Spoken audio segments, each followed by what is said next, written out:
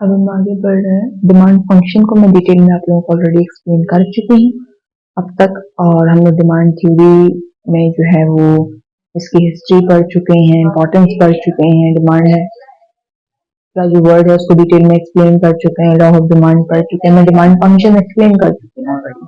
ठीक है, अब हम आगे बढ़े demand schedule and demand curve.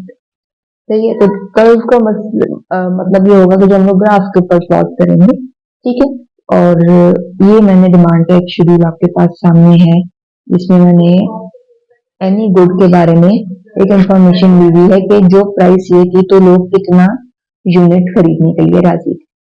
ठीक है, अब इसको अगर मैं ग्राफ के ऊपर प्लॉट करूंगी, ठीक है, आप लोग स्केल का यूज कर सकते हैं। ठीक है, सो यहाँ पे आएगा क्वांटिटी डिमांड, यहाँ पे आएगा प्राइस। ठीक है, तो अब हम इसको यहाँ पे निशान भी लगाएंगे सबको, तो you can work on your assumption भी, आप लोग चाहे तो स्केल से बिल्कुल अपने हिसाब से परफेक्टली बना सकते हैं, कोई ऐसा इशू नहीं है। ठीक है, और मैं इसको इस तरीके से लगाई 2 4 6 8 10। ठीक है, और यहाँ पे मैंने इसको चूंकि स्टार्ट करना डायरेक्ट 100 से, तो मैं यहाँ पे एक बना के फिर मैं यहाँ से जो है इसको 100 से शुरू कर रहे हैं। ठीक है, सो 150 200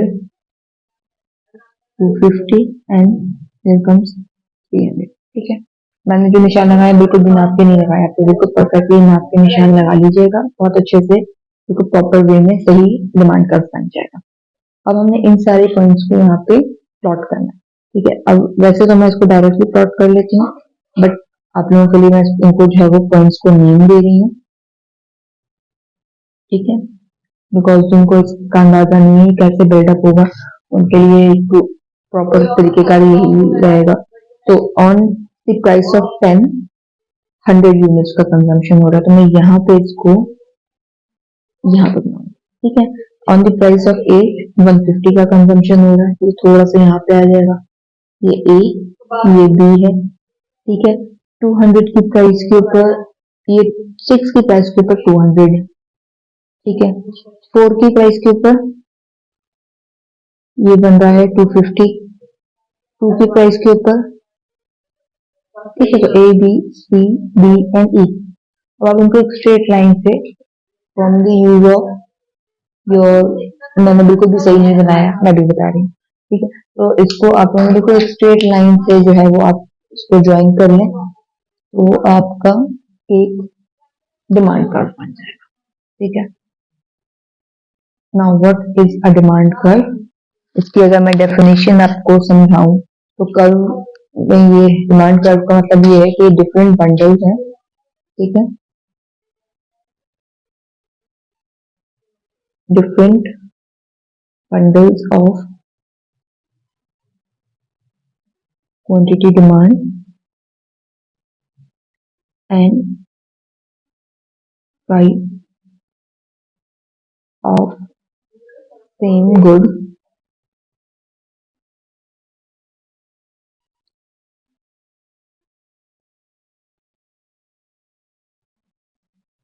at the given level of income and other factors, यानी कि फैक्टर्स पैरामीटर्स की आप assumption लगा सकते हैं इसके ऊपर, वो भी लिखा जा सकता है यहाँ पे कि बाकी सारी चीजें कांस्टेंट रखते हुए सिर्फ और सिर्फ इन दोनों के जो डिफरेंट बंडल्स बनते हैं वो इसके अंदर जो है वो एम्प्लॉयड है। तो अब आप लोगों को मैंने एक शेड्यूल के थ्रू प्रूफ को बनाना सिखा दिया कि डिमांड कर्व कैसे फॉर्म होगा।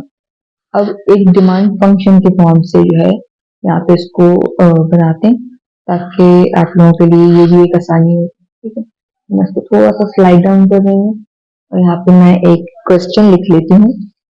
तो लेट्स सी 15 - 5 p। ठीक है, अब ये पहले अगर मैं इसको, मैंने पहले भी एक्सप्लेन किया, इंटरसेप्ट है और सारा कुछ है। तो ये इंटरसेप्ट है, मैंने बताया था ए की जगह पे जो आ रहा है। ठीक है, यानी अगर प्राइस 0 हो जाएगी तो इतनी कंजम्पशन तो इस ग्रुप की हम ऑलरेडी कर रहे हैं। ठीक है, फिर ये 5 है स्लोप, तो ये कह रहा है कि एक यूनिट प्राइस के बढ़ने से 5 यूनिट क्वांटिटी डिमांड के कम हो जाएंगे। ठीक है, ये जो माइनस साइन है ये डायरेक्शन बता रहा है, इनवर्स रिलेशनशिप है या डायरेक्ट रिलेशनशिप है। ठीक है, तो अब अगर मैं इसको यहाँ पे ग्राफिकली प्लॉट करना है तो मुझे इससे पहले कुछ मैथमेटिकल काम करना पड़ेगा, और कोई ऐसा मुश्किल काम नहीं है, सिंपलेस्ट काम है। एक बार में हम क्वांटिटी डिमांड को जीरो करेंगे और एक बार में प्राइस को जीरो करेंगे। हमें दोनों एक्सिस के जो है वो एक्सट्रीम पॉइंट्स मिल जाएंगे, हम स्केल को यूज करके इनको ज्वाइन कर लेंगे। That's it. मैं यहाँ पे सिंपल एक लाइन बना रही हूँ और मैं दोनों को यहाँ पे लिख रही हूँ। सेम इक्वेशन में हम जब हम पी को जीरो रखेंगे और यहाँ पे हम लोग क्वांटिटी डिमांड को जीरो। ठीक है, तो अगर मैं पी को यहाँ पे जीरो रखती हूँ तो quantity demand is equal to 50 minus 5, P की जगह जीरो हो गया, ये पूरा जीरो हो जाएगा तो क्वांटिटी डिमांड होगी 50, यानी कि जो हमारा एक्स एक्सेस है उसकी जो मैक्सिमम वैल्यू बन रही है 50 बन रही है, एक्स एक्सेस पे ये वैल्यू लगाएंगे। ठीक है,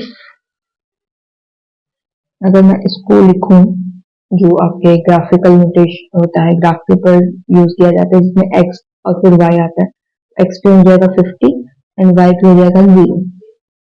ठीक है, सेम अगर मैं यहाँ पे क्वांटिटी डिमांड को जीरो रखेंगे, क्वांटिटी डिमांड जीरो होगी माइनस 50 माइनस 5 अब हम इसको प्राइस के लिए सॉल्व करेंगे यहाँ पे। ठीक है, मैं क्या कर रही हूँ 5p 50 प्राइस को यहाँ रखा, डिवाइड हो जाएगा, बेसिक मैथमेटिक्स अलजेब्रा है, कोई एक्स्ट्रा काम नहीं है यहाँ पे, एंड 10, तो प्राइस हमारे पास हो जाएगी 10 जब क्वांटिटी डिमांड जीरो है।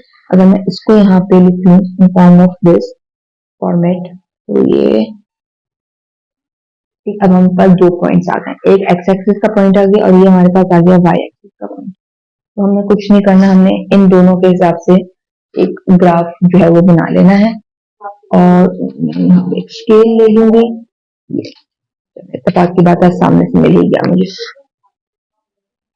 सही है, अब मैं यहाँ पे एक बना लूंगी, I am using the same pen, आप लोग मेरी तरह ये काम मत कीजिएगा, पेंसिल का यूज कीजिएगा।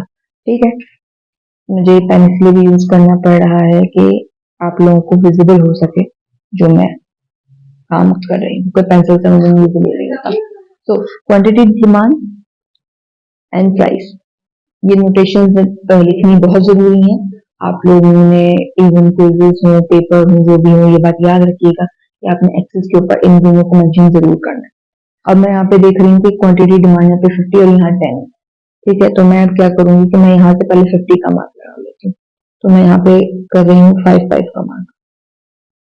ठीक है, 5 10 15 20 25 30 35 40 45 एंड 50। ठीक है, और यहाँ पे वो पॉइंट होगा जहाँ इसको मैं यहाँ पे करूंगी। ठीक है, इट्स 50 और 0।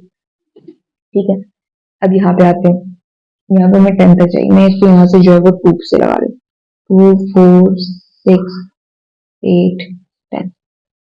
तो ये वाला जो पॉइंट होगा ये बन जाएगा ये 0/10। ठीक है, अगर इसको डिटेल में समझने की कोशिश करें तो अगर आप लोगों ने ग्राफ्स पढ़े हुए हैं, पहले नाइन्थ मैट्रिक में ग्राफ तो यूज किए थे, तो इतना तो अंदाजा होगा कि जो इस एक्स एक्सिस के पॉइंट्स हैं, देखो जो इस एक्सिस है उसके ऊपर प्राइस जो है वो 0 है, और जितने इस एक्सिस के ऊपर के जो पॉइंट्स हैं उस पर जो एक्स है वो वैल्यू वो 0 है।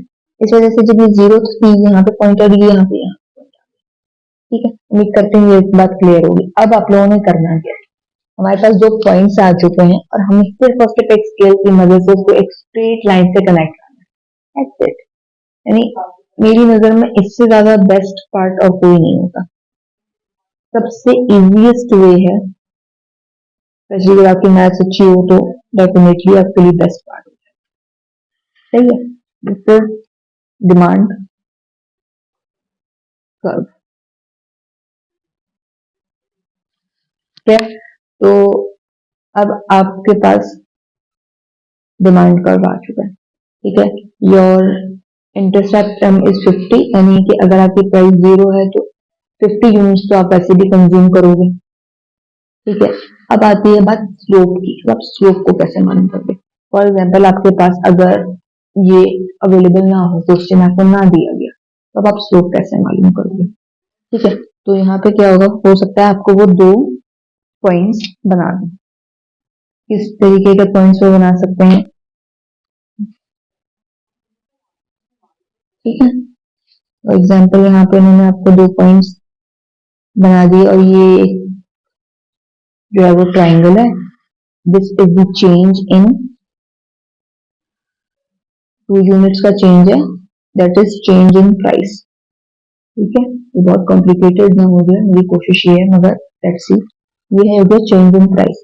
और यहाँ से अब आप जब यहाँ देखो, ये अप्रोक्सीमेटली 15 बन रहा है, तो ये हो जाएगा change in quantity demand, that is 20। अब आपने सिर्फ और सिर्फ इसको क्या करना है, आपने इसको इसके फॉर्मूले में रखना है, जो हमने इसका स्लोप का फॉर्मूला आप लोगों को लास्ट वीडियो में समझाया था। दैट स्लोप क्या है, चेंज इन क्वांटिटी डिमांड वो चेंज इन प्राइस। अगर इस फॉर्मूले में कोई कंफ्यूज हो रहा है, इसको सिर्फ इस तरीके से समझ लो कि आप लोग भी मालूम करो कि चेंज इन प्राइस की वजह से क्वांटिटी डिमांड कितनी चेंज हो गई, दैट्स इट, और कुछ नहीं। ठीक है, जिसकी वजह से चेंज हो रहा है वो डिनोमिनेटर में रहेगा, और जिसमें चेंज आ रहा है वो न्यूमरेटर में रहेगा। सिंपल, जितने भी स्लोप्स होंगे मोस्टली में सेम चीज यूज होती है। ठीक है, इस बात को समझ लीजिए। और यहाँ पे भी अपने सिर्फ और सिर्फ ये वैल्यूज उनकी जगहों पे रखनी है, that is 20 and that is 2। ठीक है, एक मिनट, यहाँ पे गड़बड़ बन रही है, ये यहाँ वैसे एक एग्जांपल दी यहाँ पे मेरी, क्योंकि मैंने बिल्कुल भी नाप के नहीं बनाया हुआ। अगर आप इसको बिल्कुल परफेक्टली नाप के बनाएंगे तो ये इनके 2 के बाद यहाँ पे 10 टोटल आएगा और ये 5 स्ट्रोक बनेगा। और क्योंकि मैंने बिल्कुल भी मेजरमेंट से काम नहीं किया, मैंने टोटली इमेजिनेशन और assumptions बेस्ड काम किया, तो इसका हिसाब किताब कुछ चेंज है। ठीक, तो अब आप लोग जब इसको बिल्कुल परफेक्टली मेजर करके बनाएंगे तो ये बिल्कुल सही रिजल्ट देगा, जो कि वहां पे 5 है।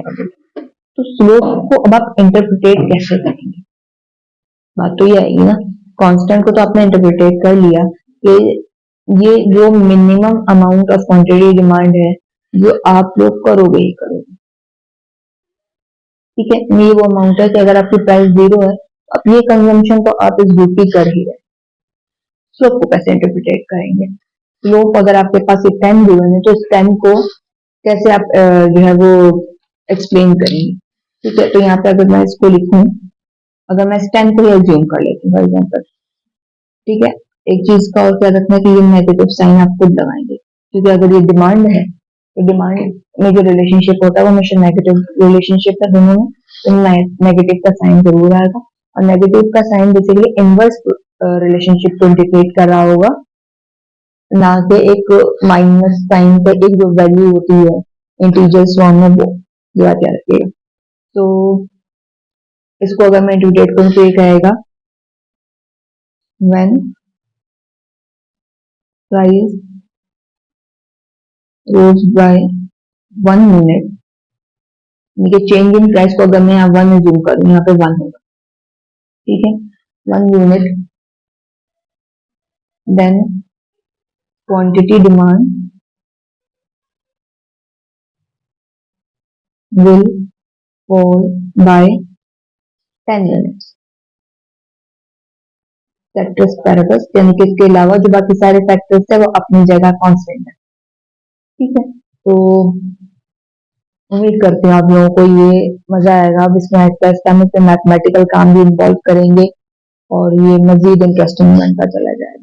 ठीक है, तो do follow for later videos, क्योंकि मैं इसके शिफ्टिंग फैक्टर्स पढ़ाऊंगी और शिफ्टिंग फैक्टर्स को हम हर तरीके से यहाँ पे चेक करेंगे, ग्राफिकल इसकी शिफ्टिंग कैसे हो रही है, मैथमेटिकल कैसे इम्पैक्ट करेगा सारा कुछ। तो इस चीज को आप लोगों ने आगे जरूर कंटिन्यू